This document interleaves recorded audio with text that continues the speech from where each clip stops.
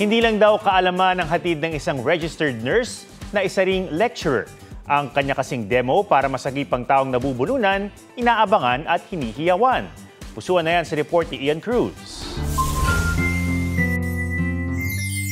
Chinky eyes, fluffy air-dry hair at formang opa. Meet si Rocky Aguirre, ang artisahing registered nurse/lecturer. Certified crushie ng nursing students at ang internet. Kapag si Sir Rocky raw ang magtuturo, tiyak na napapa-I do ang mga estudyante. As in, I do volunteer.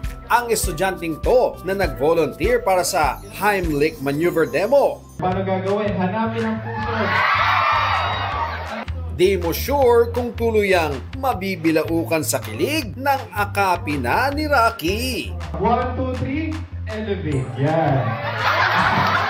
Parang yung iniintay nila the Heimlich maneuver, and I'm very happy kasi yun talaga yung goal ko as a lecturer. I don't want just to share my knowledge but also to make learning as fun as possible. Pero di lang daw looks ang puhunan ni Rocky, kundi talino rin.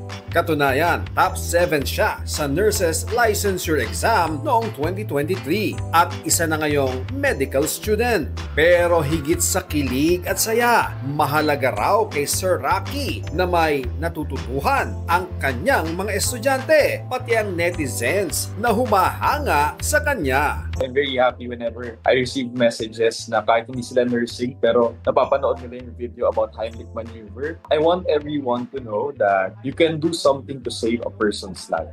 And one of it is Heimlich maneuver. Ian Cruz nagbabalita para sa GMA Integrated News.